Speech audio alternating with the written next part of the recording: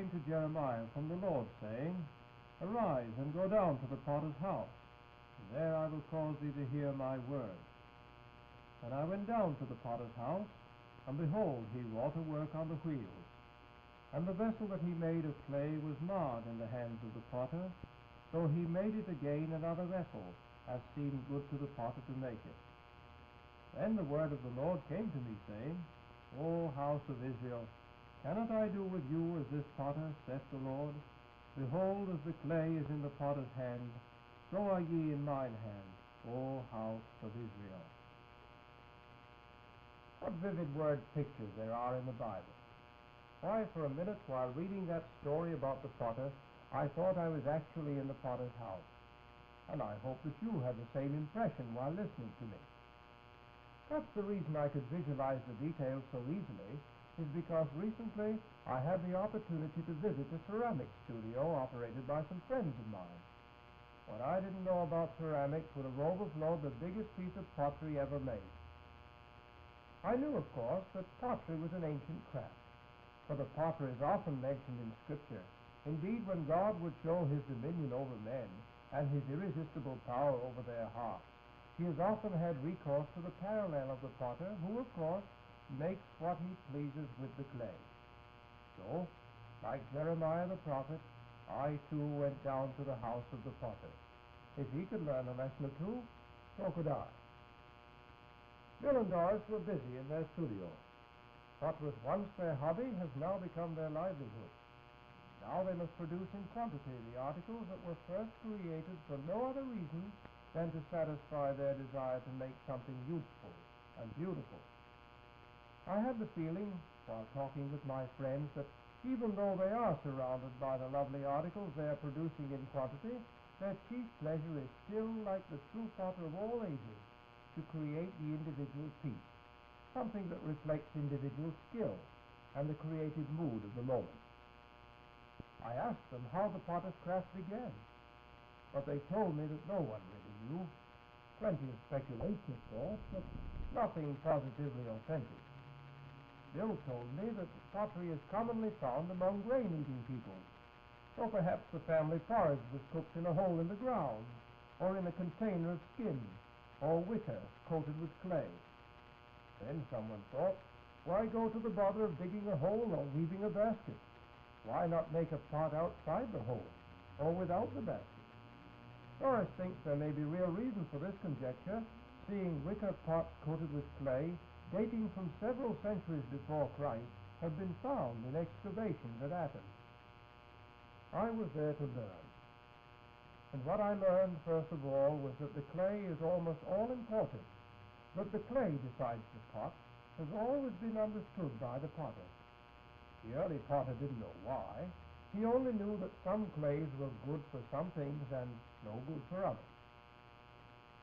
Clay, Doris informed me, is above everything else the product of time.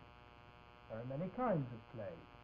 The purest form, the last to be discovered, and the favorite of the European potter, is derived from granites that have decayed from the attacks of gases and vapors, but without movement. When the decomposition is almost complete, the product is called finer clay. Another group of clays has been carried long or short distances by water. In other words, they are clays in which movement has played a part. The sediment spreads evenly over the water bottoms in varying depths. The erosion and the uplift of the water beds brings them within reach of men. But most clays are of recent origin. They are called common clays. All sorts of rocks, old and young, make their contribution to the common clays. They have been deposited at the bottom of lakes, at the mouths of rivers. Even glaciers have deposited their share of common clays. But the task of the potter is to know his clays, to learn how to use the clays made and placed at his disposal by nature. So, it seems, the clay decides the pot. And what decides the clay? Many things, evidently. Time and nature, movement, or the lack of it, gigantic forces like those of the glacier, or the quiet washing of the stream over the riverbed. It must surely be like that with the human material, the clay with which God has to work. varied in origin, background, and development, of all colors when it comes to thoughts and feelings, but each capable of being shaped into something useful and beautiful by the divine potter's hand. But back to the studio. Evidently, the clay has to go through still further conditioning processes. Where the clay comes from, of course, is interesting, but what happens to it afterward is vital. In Bible days, the clay was kneaded by the feet of those who trod it into a workable condition. Today, the process is called wedging. A lump of clay is sliced on a wire and then vigorously slapped together. This is repeated again and again. The reason is, according to Bill, that all clay contains air, but the air must be driven out. If allowed to remain in the clay, the air will expand in the heat of firing and will cause the pottery to crack and burst. So the clay is prepared. All the impurities such as twigs, leaves, roots, large stones have been removed. The clay has been sieved, mixed with the water until it is properly plastic, then wedged, and all these processes precede the actual pottery making. They are all refinements that may not appear necessary, but the potter knows how greatly they will have a bearing on the beauty, the shape, and the durability of the finished product. My respect for the potter's craft was growing every minute, and my understanding of the prophet Jeremiah's story was increasing. No clay, natural or human, is satisfactory to the potter while there are impurities, while it is unyielding and unresponsive. I watched Bill storing the clay for future use. He told me that clay may be stored indefinitely, the longer the better. He said that the ancient Chinese potters took pride in storing the clay for the next generation to use. Without question, time adds its generous donation to the perfection of the potter's art. But next came the real reward of my visit. Bill offered to make something that would be a memento of my visit to his studio. He had beside him some long rolls of clay. These he began to coil into shape. Between each layer, liquid clay called slips was added as an adhesive. Pottery was taking shape before my eyes, and by a technique called coiling, which is as old as the potter's craft itself.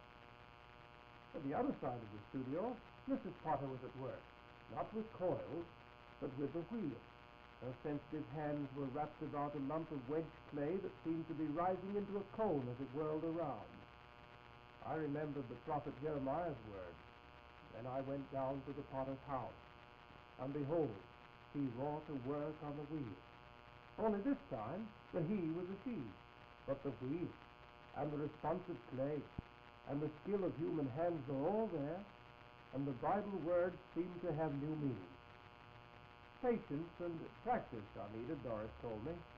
The clay must be centered on the bat or base, so that the finished product will have balance and symmetry. While the wheel is turning, the clay must be worked several times, so that at the moment of shaping, it will respond sensitively to the potter's pressure. Now the clay mass is opened up. What was once only an inert lump of clay is suddenly a receptacle, a container, something useful, something beautiful. At this point, things happen swiftly, and the bowl appears. The whirling clay takes the shape that the potter wishes. The slightest pressure, and the contour changes.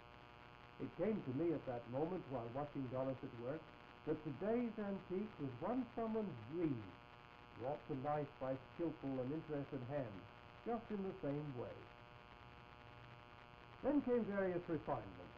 As the bowl, now turned upside down, revolves on the wheel, tooling creates the foot upon which the finished article will rest. Outward appearance is almost a last consideration, but it is not forgotten. Potters have experimented for centuries with multitudes of glazes, always seeking for new and effective finishes. I watched my friend pouring the mixture over the clay, the mixture that would give the shining surface to the completed pottery. One process yet remained. The ware must be fired. Doris called this the point of no return.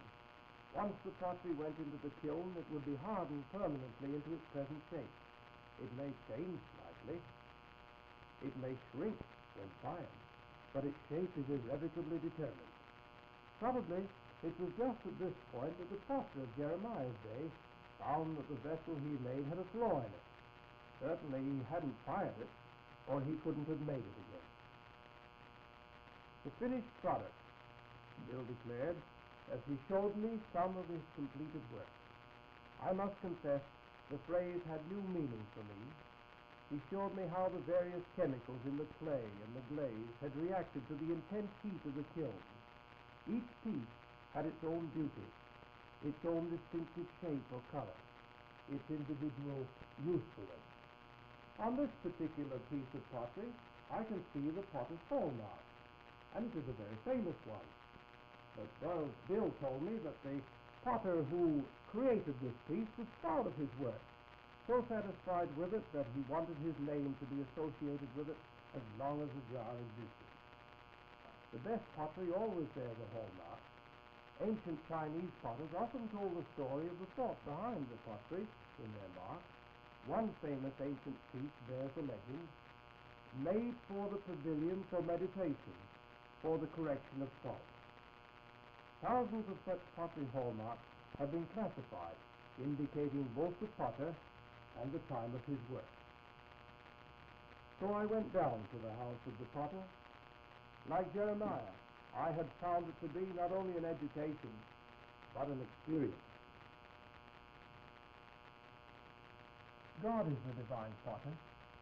We are to be the clay, and he can only make something useful and beautiful of our lives when the impurities of sin and self are removed, when his grace makes us responsive to his will, as it shapes and molds our lives to that which is in the mind of God concerning us. And if the vessel is marred, thank God, he is able to make it again. It may be that someone will even now, just at this moment, hear the voice of God pleading, "Cannot I do with you as this potter?" If so, why not answer in words we sometimes sing, "Have thine own way, Lord, have thine own way, for thou art the potter, I am the clay. Mold me and make me after thy will, while I am waiting, yielded and still." And now, friends, once again, our three-word benediction, God bless you. Join us again, won't you, when we shall seek to learn more of the gospel and of him who is himself the living word.